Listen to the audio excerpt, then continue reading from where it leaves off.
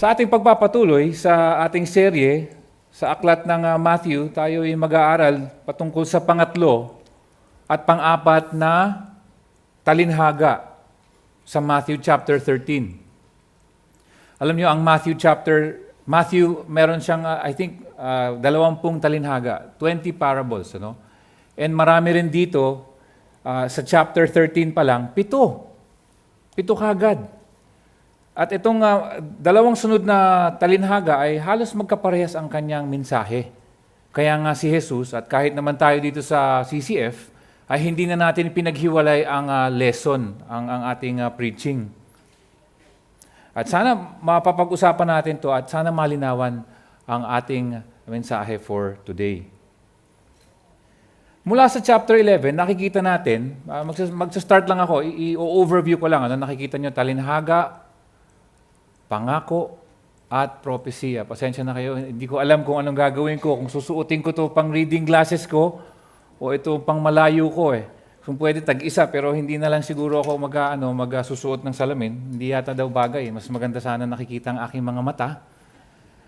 Bagamat mahihirapan ako ng konti sa tingin sa inyo. Kaya okay lang kayong matulog, hindi ko kayo makikita.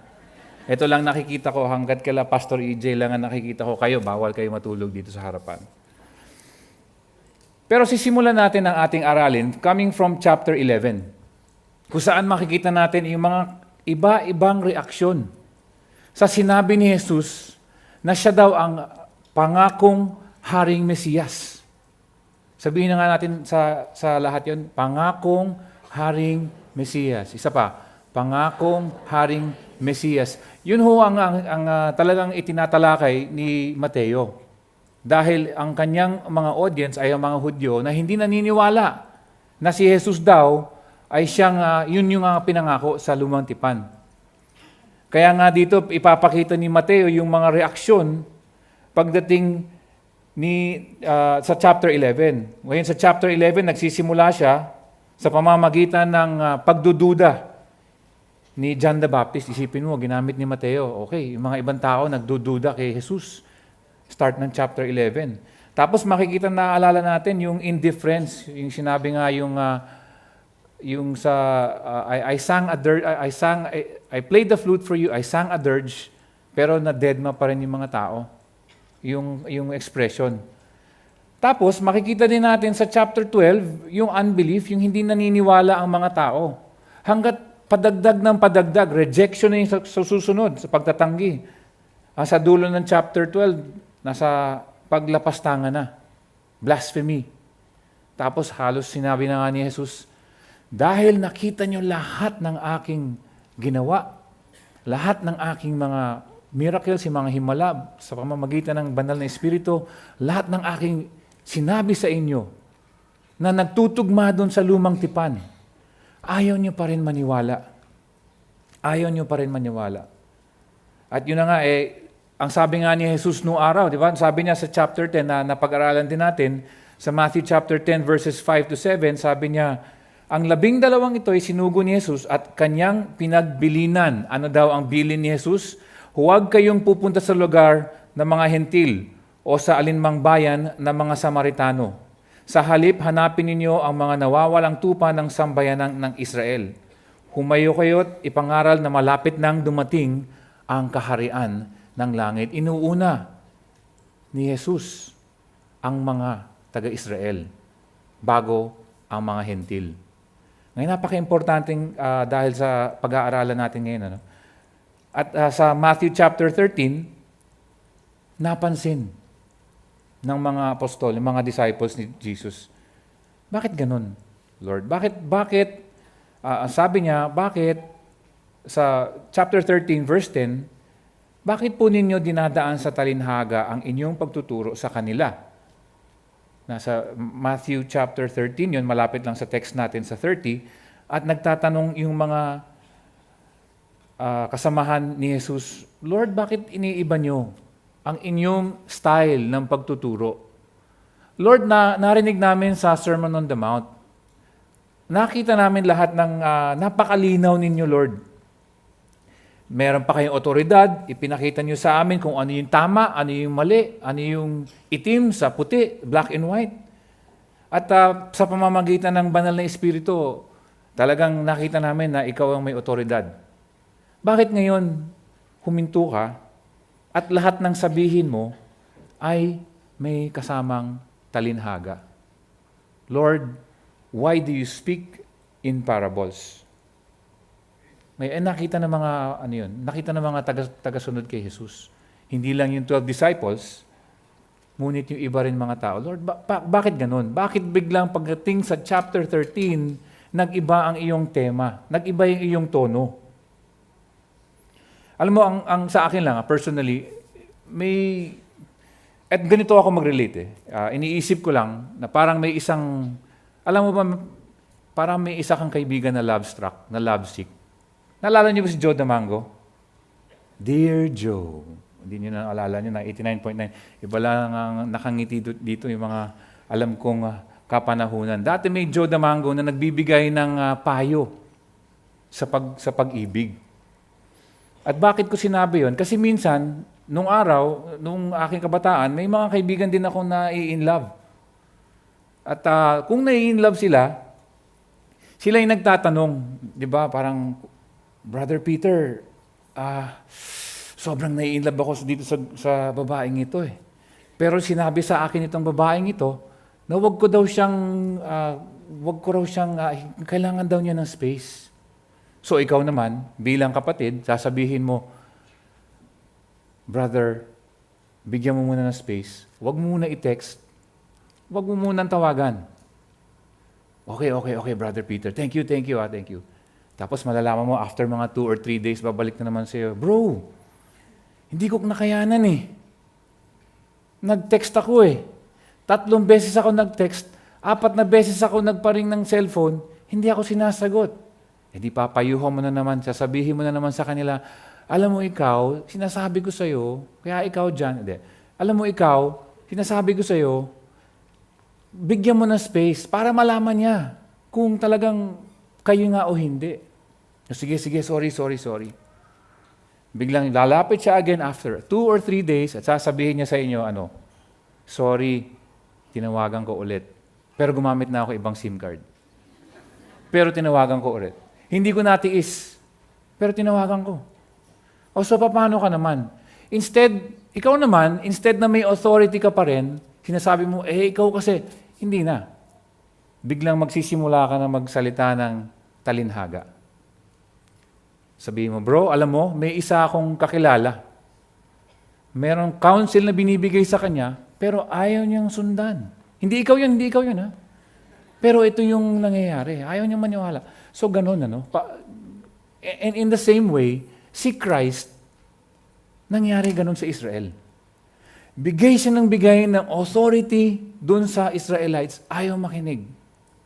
Gumawa siya ng talinhaga at baka makakuha siya ng responde, ng tugon. Dahil hindi nga nakikinig ang Israel. Alam mo, ito yung binigay sa akin, ito yung magandang explanation dito eh. Kasi pagdating sa chapter 13, si Jesus, bigla na lang ito, na-explain ni Pastor EJ ito, bigla na lang lumabas ng bahay at anong ginawa? Nagpunta dun sa may dagat.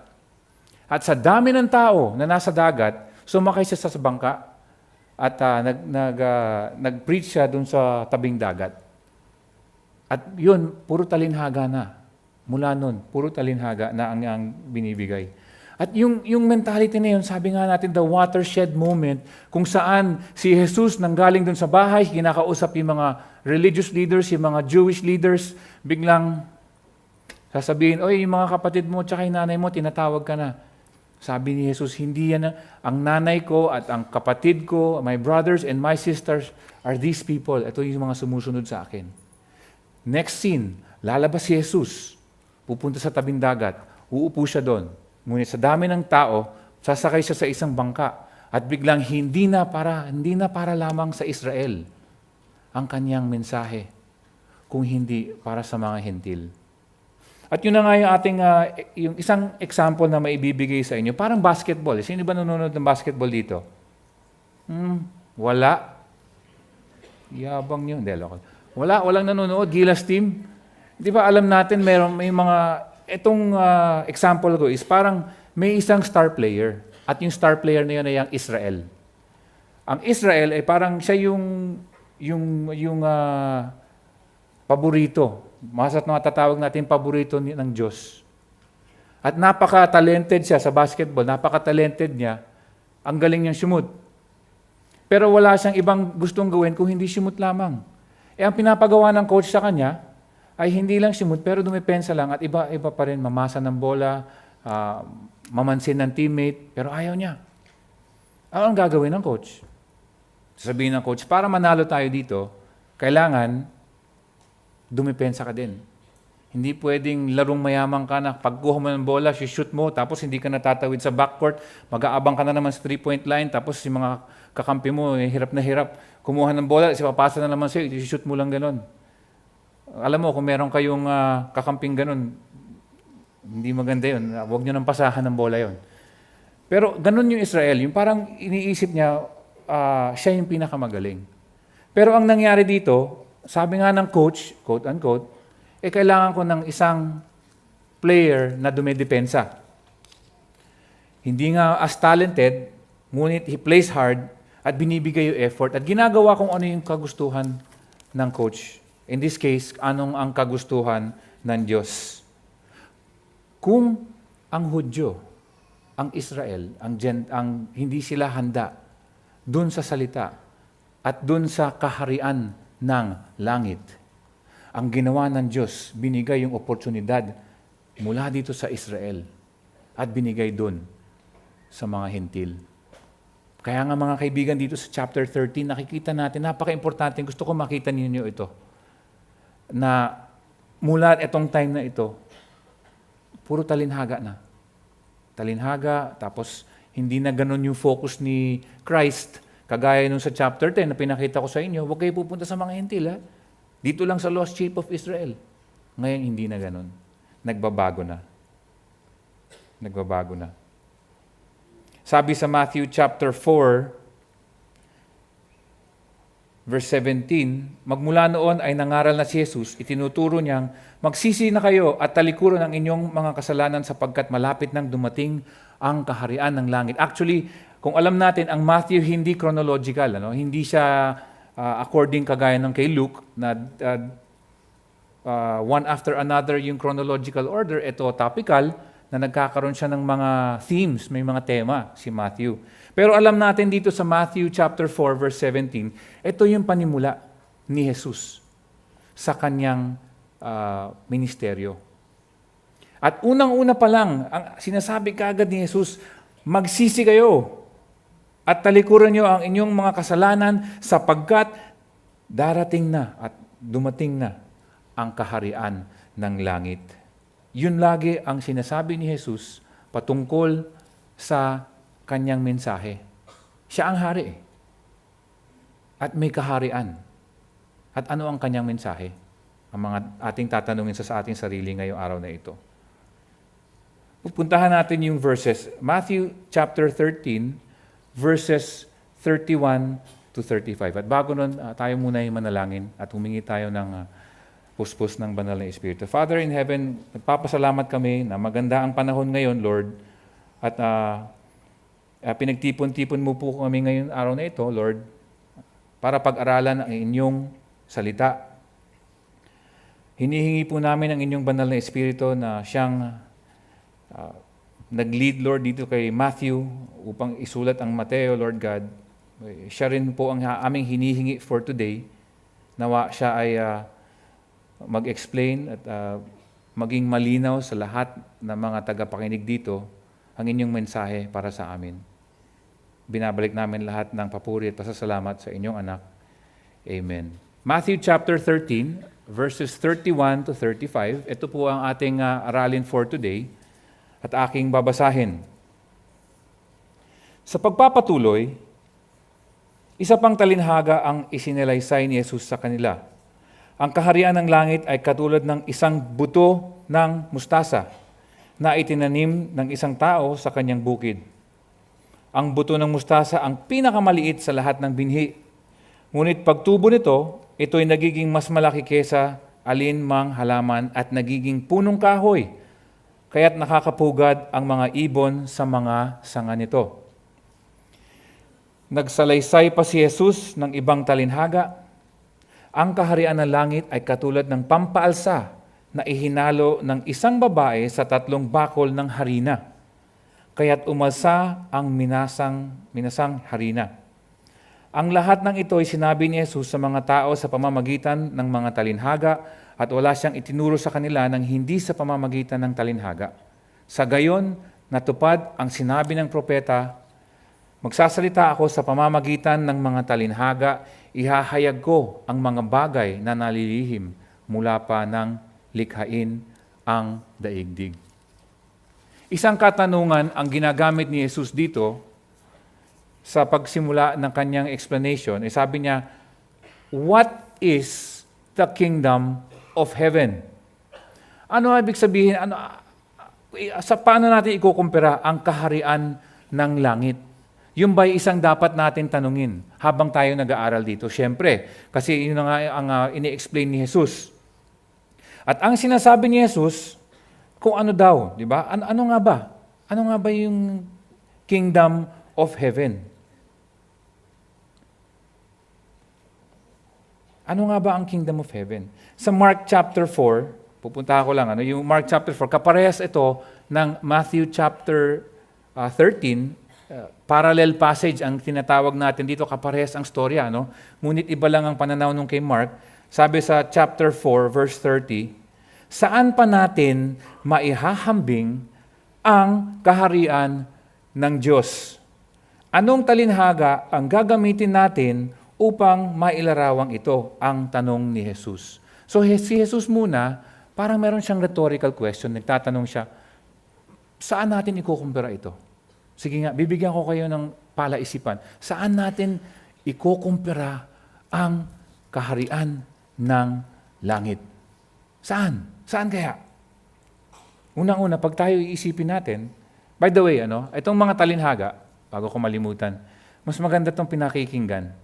So kapag binabasa mo ang Bible niyo, binabasa niyo yung Bible niyo, ang gagawin niyo, malakas, ibibigkas niyo para pumasok sa tenga, from your mouth to your ears, balik na naman sa utak. Imbis na pinag-aaralan niyo lang na nakatingin lang kayo, tapos nagsascan through lang kayo, mas maganda yung talinhaga ay na napapakinggan para mas pumasok talaga yung mensahe. So habang nagsasalita si Jesus at ang kanyang sabi sa mga disciples at ang kanyang mga tagapakinig is, saan natin maihahambing? Sige nga, mag-isip kayo. Saan natin maihahambing ang kaharian ng langit? Unang-una, ang sabi niya, ito is not about pananampalataya. This is not about the faith like a mustard seed o yung buto ng mustasa. Iba yun. Okay? Minsan iniisip natin yung buto ng mustasa, pag nako-compare natin, patungkol yung mga talinhagang ito, doon sa pananampalataya ng isang tao, napakaliit. Although gagamitin din ni Jesus yun, in Matthew chapter 17, verse 20, hindi yun ang pinag-uusapan natin today. Ang pinag-uusapan natin today, ang kaharian ng langit. At anong sinasabi natin? Ano kaya ang nasa pananaw ng mga disciples? Ano kaya iniisip nila? Ito kaya ay kung ikaw ay nandun, ito kaya ay isang lugar na pwedeng puntahan? Kaharian ng langit? Ito ba'y nasa Ehipto? Pababa ba kayo sa Ehipto? O aakyat sa Israel? Ito ba'y isang pampisikal at hindi pang spiritual? Ito ba yung sinasabi kahit nga yung nanay ni Santiago at saka ni Juan, di ba? The mother of James and John, sabi, Lord, pwede ba? Pakilagay naman sa pagdating nyo sa kaharian mo, pakilagay naman sa kaliwa at saka sa kanan. Si kuya sa kaliwa, ako sa kanan. Kami mamahala sa inyong kaharian. Hindi nila nakukuha. Hindi nila naiintindihan kung ano sinasabi ni Jesus. Kung ano yung kaharian ng langit. Ngunit dire-diretso nagsasalita si Jesus. Ang kaharian ng langit ay parang isang buto ng mustasa. Okay. Buto ng mustasa. Ano ibig sabihin mo, Lord? Ano kaya yon, Lord? Anong buto ng mustasa? Ito ba isang may magic? Ito ba isang special na isang buto? Hindi. Ito yung isa sa pinakamaliit na binhi na alam ng magsasaka sa panahon ni Jesus. Kung gusto nilang mag-describe ng isang bagay na maliit, agad-agad na pumapasok sa utak nila, buto ng mustasa to. So kapag sa mga Tagalog, di ba, katiting ang ginagamit natin. Katiting lang yan, brother, hindi kailangan palakihin yung issue mo. Parang katiting lang yan. Sa kanila, ang ginagamit nila, buto ng mustasa. Wala yan, buto ng mustasa lang yan. Kapag nag-describe sila ng kaliitan, yun ang nangyayari, yun yung na pumapasok sa kanilang isip. So, ito nga daw, ang kaharian ng langit, isipin natin, ang kaharian ng langit ay parang isang buto ng mustasa. By the way, ito yung buto ng mustasa, pakipakita nga yung picture. Yan, ang buto ng mustasa. At yan ang kamay ni Brother Ronnie.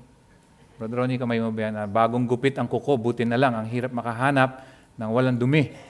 Pero ganyan lang kaliit ang buto ng mustasa. At pakita nyo nga yung picture ng ganyang kalaki si Pastor EJ na nasa Israel. Hindi, ko lang. Pero ganyan nagiging yung halaman. No? So para lang makita natin. Ayan yung tinutukoy dito is the black mustard seed, very common sa mga magsasaka. At ginagamit ng mga magsasaka ito nung araw para sa kanilang spices, yung mga pampalasa, panluto at pang mga sawsawan. Talagang talagang parang ngayon, ano ngayon yung siguro ngayon, ginagamit natin, let's say, onions or sabihin natin, patatas, di ba? Sila nung araw, mustasa ginagamit nila. Napaka-common. Lahat ng tao alam kung ano yung mustasa. Ngayon, alam natin lahat kung ano yung patatas. So parang ganun, ginagamit nila yon for crops at binibenta nila. Tapos imamash yan at gagawing parang mustard oil and spices. Pero yung itong mustasang ito, alam ng lahat ng tao sa panahon ni Jesus na yung isang katiting na buto ay nagiging ganong kalawak. At nakita natin yung litrato kanina, ganong kalawak daw. Nagiging 5 metro pataas at pahaba, mga 3.5 metro ang isang buto ng mustasa, ganong kalaki. At yun ang sinasabi ni Jesus.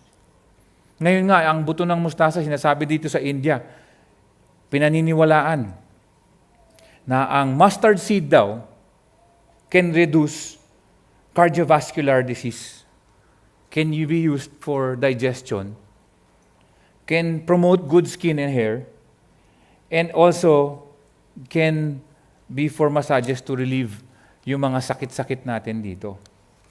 Pero kagaya nga sinabi ko, nung panahon ni Jesus, kapag balikan natin kung sino yung tagapakinig kay Jesus, ang alam lang nila ay ito ay isang bagay kung saan kaliitan ang pinag-uusapan. Tapos lumalaki. At ito ngayon ang point ng ating mensaheng ngayong araw na ito. Ang punto natin dito, ang kaharian ng langit ay nagsisimula maliit, ngunit nagiging pandaigdig at lalawak sa buong mundo. Sa maliit nag-uumpisa ang kaharian ng langit, ngunit ito'y mapapalaganap sa buong daigdig.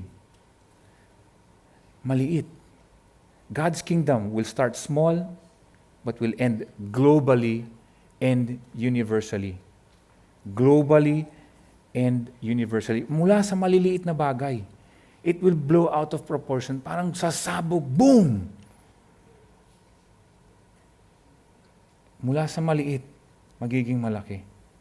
At yun na nga yung nakita niyo yung title ko kanina, di ba? Nasabi ko, ito'y isang talinhaga na naging ito'y isang pangako at isang propesiya. Sa Genesis chapter 22:18, sinasabi, through your seed, all nations will be blessed. O sa Tagalog, sa pamamagitan ng inyong lahi, pagpapalain ng lahat ng bansa sa daigdig sapagkat sinunod mo ang aking utos. All nations will be blessed.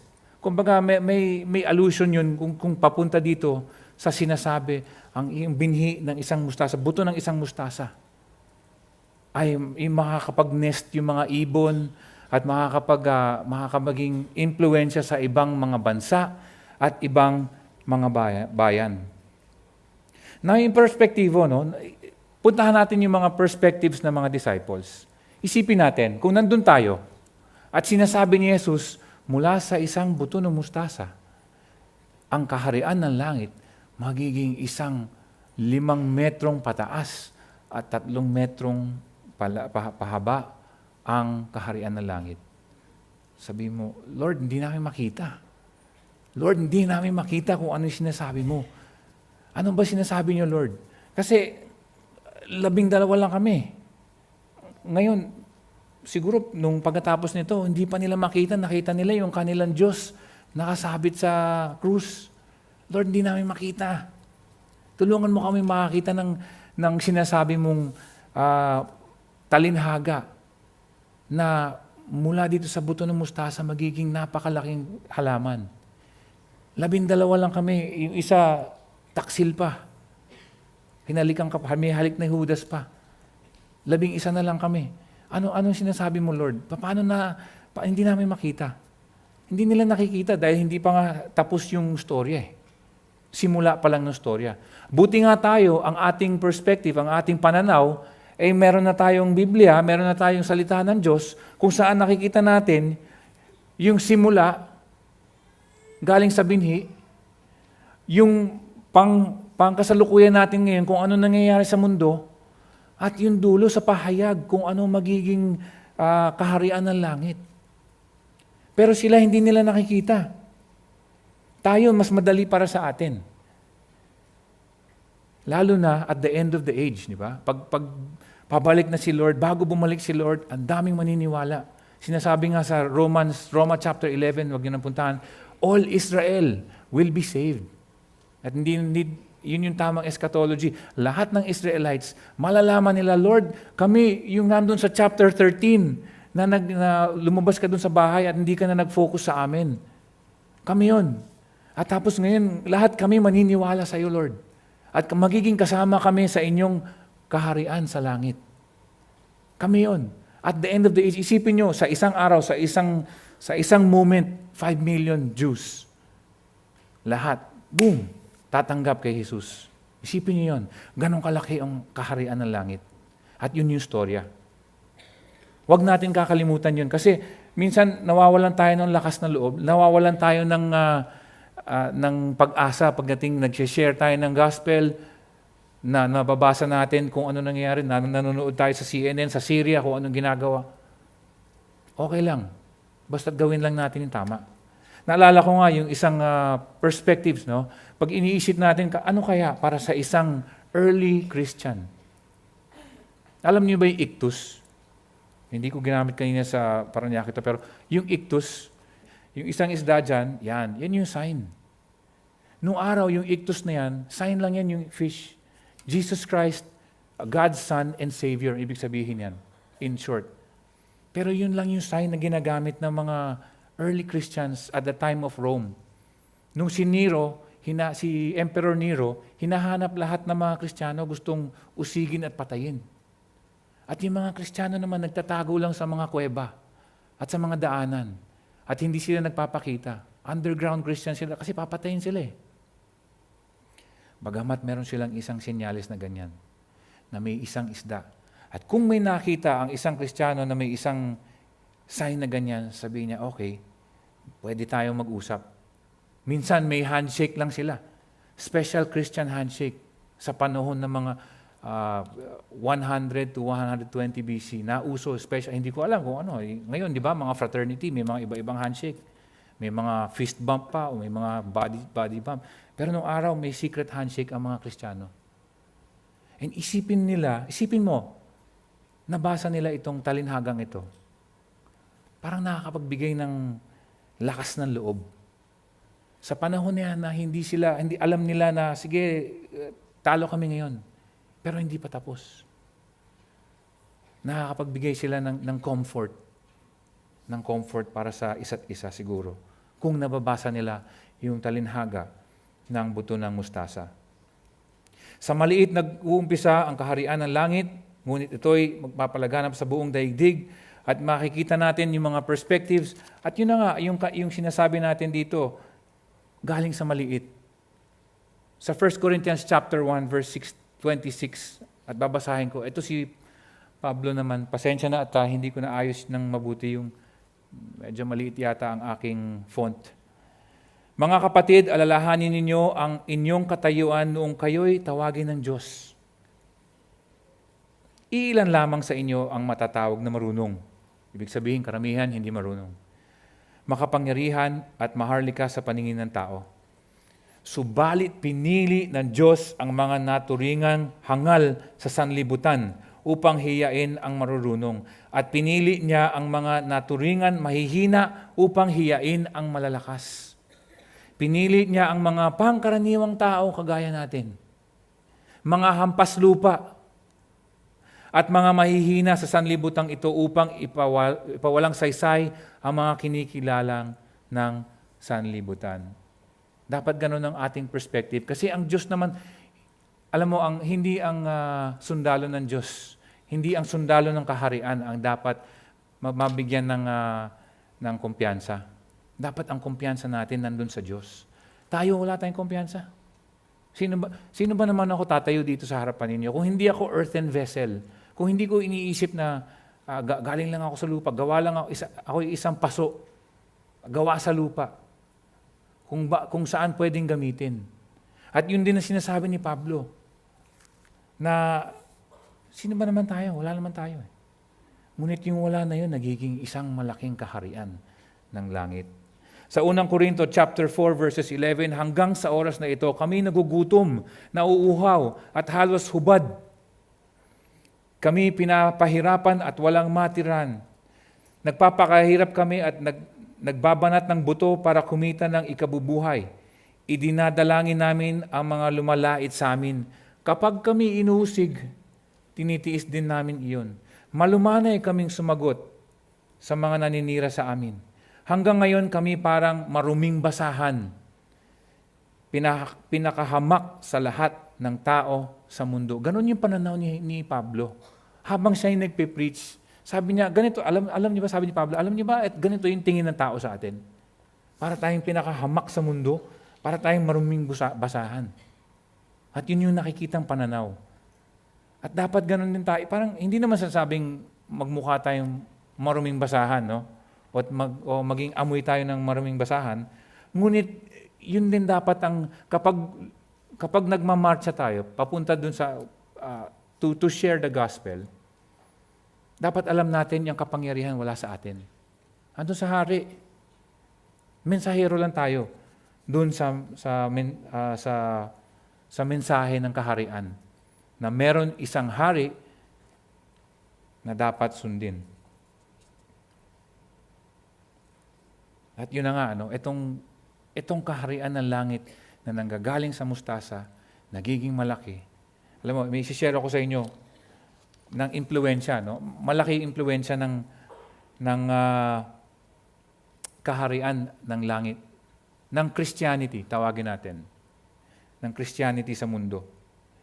Sinasabi nga nila, alam mo, ngayon kasi sa Amerika, ang mga kalaban ay ang mga new atheists, hindi na mga Muslim masyado. May isang bagong labas na parang isang pangkat na lumalabas. They call themselves the new atheists. Matagal lang may atheist. Ang atheist, di ba, ibig sabihin ng isang atheist, isang taong hindi naniniwala sa Diyos. Pag agnostic, isang taong nag-aalinlangan kung may Diyos o wala. Itong mga atheists na to, matagal na meron. Pero ngayong ito, militante na sila, galit na sila sa atin. At sinasabi nila, masama ang inyong relihiyon kasi hindi nagkakaroon ng tamang mga desisyon dahil inyong pananampalataya ay mali. Nakabase kayo sa isang kalokohan na nag-resurrect na nabuhay muli ang inyong Diyos. Hindi raw totoo lahat ito. At ito daw ang sinasabi nila, na dapat mas maganda daw ang buhay na walang Christianity. Ngunit, babalikan ko lang yung sinabi dito sa Matthew chapter 13, verses 31 to 35. Or rather sa 32, sabing, ang buto ng mustasa ang pinakamaliit sa lahat ng binhi. Ngunit pagtubo nito, ito'y nagiging mas malaki kaysa sa alinmang halaman at nagiging punong kahoy. Kaya't nakakapugad ang mga ibon sa mga sanga nito. Ang mga ibon daw na ito ito yung mga ibang bayan. Hindi ito mga Christianity. Hindi ito Christians. Ito yung ibang bayan na nagkakaroon ng dulot dahil sa Christianity. Ang Christianity mismo, ang laki ng impluensya. Tandaan natin ang Amerika, hanggang ngayon, nakasulat sa kanilang papel na pera. In God we trust. Doon nakabase ang kanilang established nung araw, no? Sabi nga ng ibang atheists, no? Ito sabi nga, may mga kalaban tayo atheists ngayon. Ang mga kalaban sila, Sam Harris, ito si Stephen Hawking, makikita niyo yung picture. At yan, siya ay isang pinaka-militant, no? Hindi si Obama. Si Stephen Hawking, mayroon siyang disease, no? May naka-wheelchair lang siya. Tapos yung kanyang boses, I'm sure iba sa inyo, kakilala niyo yan, meron siyang voice box. So kapag nagsasalita siya, parang robot yung lumalabas. Dati hindi siya ganyan. Pero meron siyang rare disease na nagde-debilitate ng kanyang speech at nagre-regress yung kanyang sakit. Pero, militant atheist siya. At ang kanyang sinasabi ay mas maganda daw ang mundo na walang Christianity. At sasabihin ko sa inyo, mali siya. Kasi if we try to imagine a world without Christianity, saan manggagaling ang morality? Saan manggagaling ang tama sa mali? Sino magsasabi sa atin kung ano yung tama? Sino magsasabi mali ako? Based on what? Diba? Paano masasabi mali ako? Paano masasabi tama ako? Yung isa, si Peter Singer, yung isang atheist, sinasabi, pati yung mga aso, pati yung mga ipis, huwag niyong patayin. Kasi equal tayong lahat. Ay, patay tayo dyan. Isipin mo, kinakagat ka ng lamok, hindi mo pwede patayin. Diba? Or may pumasok na ahas sa bahay ninyo, oy, huwag niyong patayin yan. Hindi pwede. Yun ang sinasabi ng mga new atheists. Pero hindi nga pa pwede. Hindi nila nakikita yung impluensya. Ang impluensya ngayon ng mga ng Christianity, ang impluensya ng Christianity napakalaki. At i-quote din ko sa inyo ang isang atheist na totoo sa kanyang sarili, true to himself, na nakikita ang Christianity na isang bagay, na isang religion na nakakatulong talaga sa mundo. Ito'y nakakatulong sa mundo. Sa sinasabi niya, Christianity and nothing else is the ultimate foundation of liberty, conscience, human rights, and democracy, the benchmarks of Western civilization. To this end, we have no other option but Christianity. We continue to feed ourselves from the source. At isang naniniwala sa Diyos ang nagsasalita dito. Si Matthew Paris, isa pang renowned atheist na nagsusulat para sa thetimes.com, sabi niya, ang Africa needs God. Africa needs God. Ang mga misyonary daw at hindi yung pera ang kailangan at ang solusyon ng pinakamalaking problema sa Africa. Kung tayo dito sa Pilipinas naghihirap tayo, mas naghihirap sila sa Africa. At ang sagot nga niya, sabi niya, hindi pera, kung hindi ang mga misyonaryo ang kailangan. Atheist to, hindi naniniwala sa Diyos. Matthew Paris. Sabi niya, Christian evangelism o ang ebanghelyo ang kailangan ng Africa. Kailangan ng isang impluensya ng morality at para magkaroon ng social effect. So kahit yung mga ibang bansa na hindi naniniwala sa kay Jesus na nabuhay siya muli, na kay Jesus na siya ang hari ng lahat ng bagay sa mundo, kahit sila may impluensya at nakikinabang sa atin, sa kaharian ng langit. Mula sa isang mustasa, naging isang malaking halaman. At yung mga ibon na yun, yung mga ibang nations, ay nakikinabang. pwede sila gumawa ng pugad doon.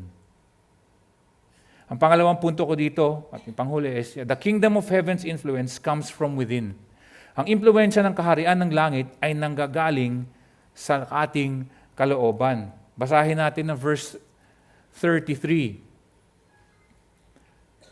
Nagsalaysay pa si Jesus ng ibang talinhaga.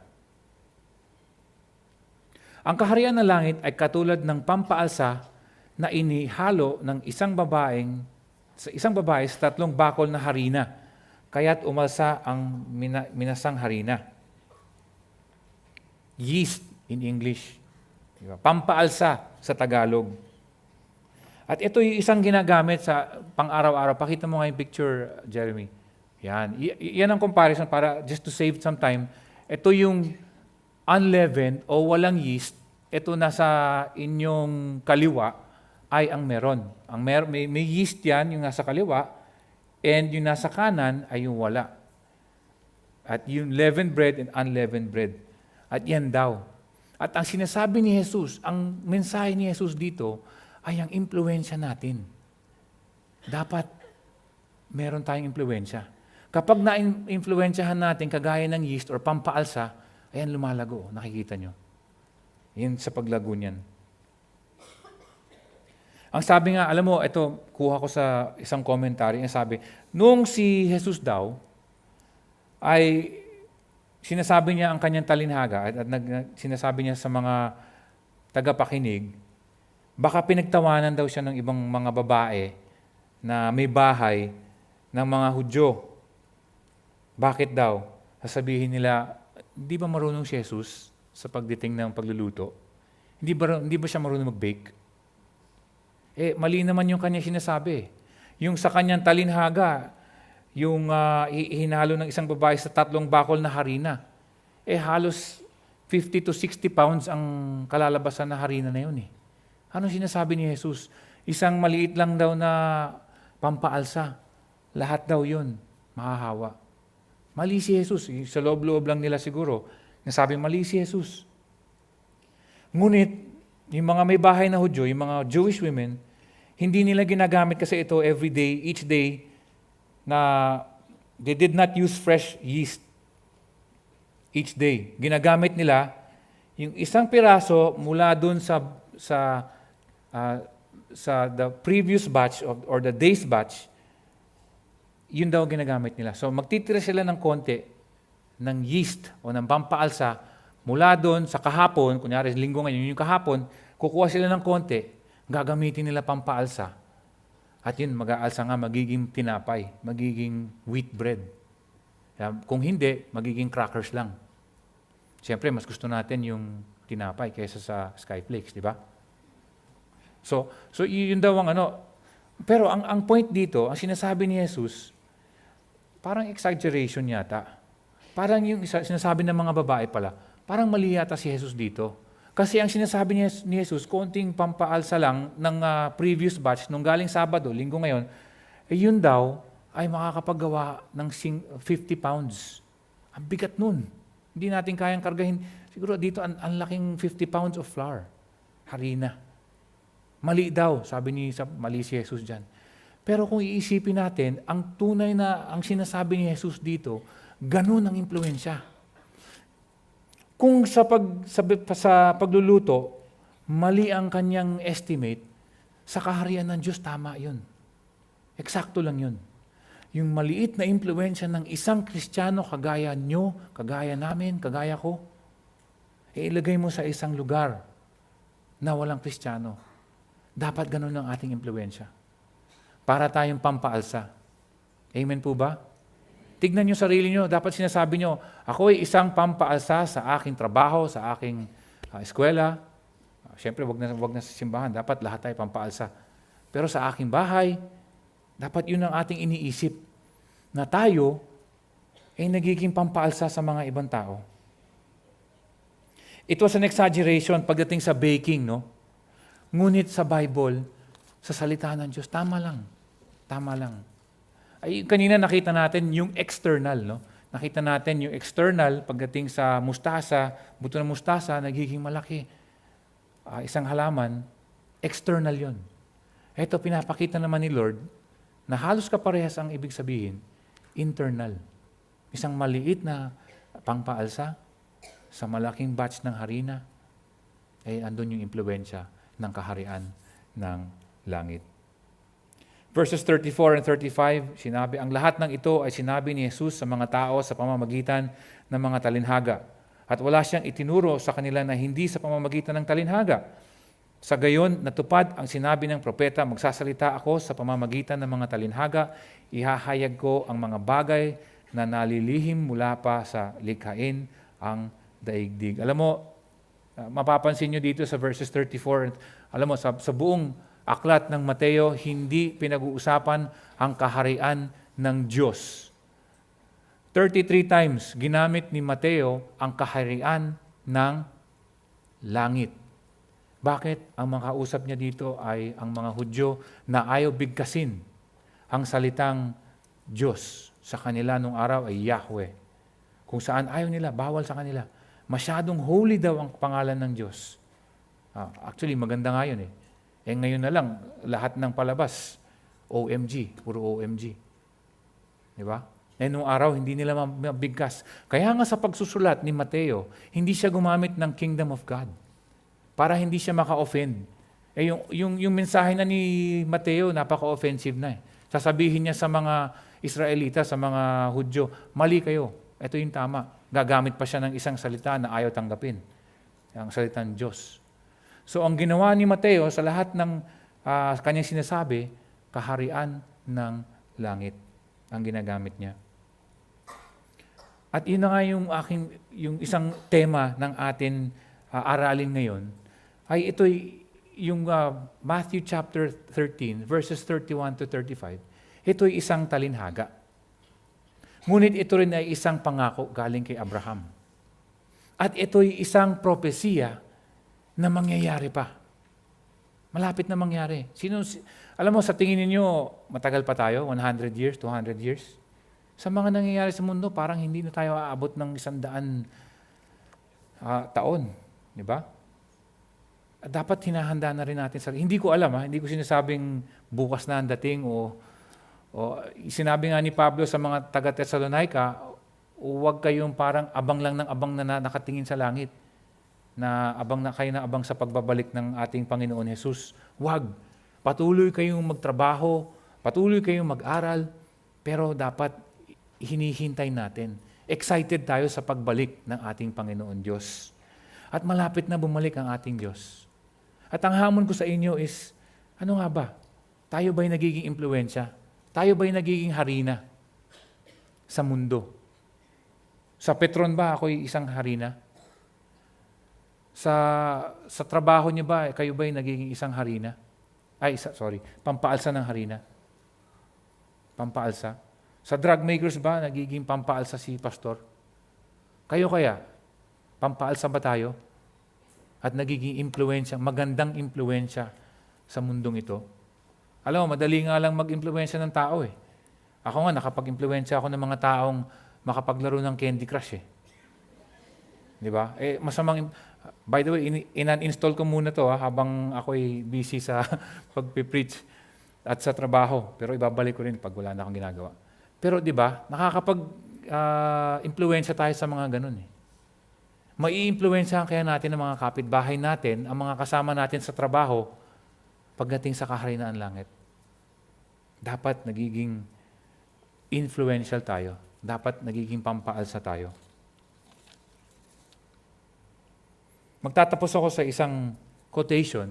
Pasensya na kayo, sa English ko i-quote ito. But galing ito sa isang mathematician. Ang pangalan niya ay si Archimedes. Yan si Archimedes. Ang sabi ni Archimedes, alam nyo, karamihan naman na nakapag-grade school, high school, yung lever na yan daw ang lever. Diba? Simple machines, inclined plane, wheel, pulley, lever, may dalawa pang hindi ko maintindihan at hindi ko maalala, pero yan daw yung lever. At ang sinabi ni Archimedes, give me a lever, give me a stick long enough and a place where I can stand and I can move the world. At sinasabi niya, nag-iisip siya mathematically. Sabi niya siguro, kausap niya ang hari ng Syracuse. Taga Syracuse siya. Doon sa Italy yun, sa Europa. 250 years before Christ was born. Nauna siya kay Kristo. Etong si Archimedes napakautak. At sabi niya, bigyan mo ako ng isang mahabang kahoy na isang lever. At doon ako pupunta sa dulon-dulo at kaya kong galawin ang mundo. Iaangat daw niyang ganun. At obviously, hindi nangyari. Kasi wala ngang kahoy, walang pamatpat o walang lever na ganun kahaba. Pero may isang tao, 250 years after, na may ginamit siyang lever at meron siyang kinatatayuan. At ang pangalan niya ay ang ating hari na si Jesucristo. Ang kanyang lever ay ang kanyang krus. Ang kanyang kinatatayuan ay ang Kalbaryo. At siya ay nakapag-move ng ating buong daigdig. At yun ang storya, di ba? Yun ang storya kasi Christ was able to move the world. Yung iba nga hindi maniniwala sa Kanya. Pero sa dulo ng panahon, sasabihin, every knee shall bow and every tongue confess that Jesus Christ is Lord. Maigi, mabuti pa, tayo ngayon pa lang, sinasabi na natin yon. Pero siya nakapag-move ng world. Ang kanyang mga alagad, tayo. We also should move the world. Sa dalawang talinhagang na pag-aralan natin ngayong araw na ito, yan dalawang yan, sinasabi sa atin, ito'y isang talinhaga, ito'y isang pangako galing kay Abraham, ito'y isang propesiya. Tayo, wag natin mawawala sa ating isipan ano yung finish line. At dapat tayo rin, kagaya ng mga 12, ay lumuwas at maging pampaalsa sa ating mga kapitbahay, sa ating mga katrabaho, sa ating mga kaeskwela. Tayo po'y manalangin.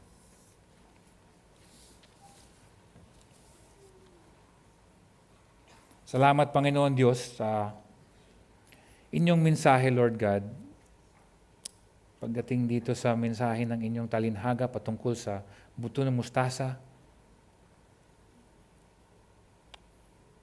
at ng pampaalsa, Lord. Lord, ang aming dalangin, Panginoon Diyos, na kayo nga ang magbigay sa amin ng kalakasan ng loob, Lord God, na makapagpahayag ng inyong salita, na mapakilala namin ang hari ng kaharian ng langit sa pamamagitan ng inyong salita.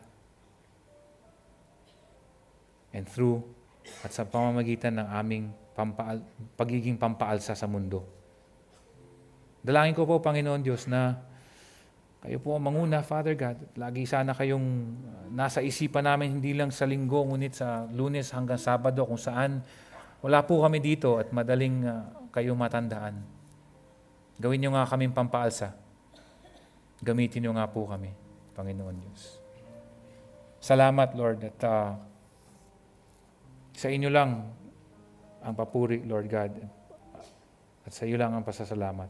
Basahin ko lang ang Jude chapter 24. At sa Kanya na makakapag-ingat sa inyo upang hindi kayo magkasala at makakapagharap sa inyo ng walang kapintasan at may malaking kagalakan sa Kanyang kaluwalhatian, sa iisang Diyos na ating tagapagligtas sa pamamagitan ni Kristo Jesus na Panginoon natin. Sa Kanya ang kapurihan, sa Kanya ang karangalan, kaluwalhatian at kapangyarihan mula pa noon, una, ngayon at magpakailanman. At lahat ng tao ng Diyos ay nagsabi ng Amen. God bless you, everybody.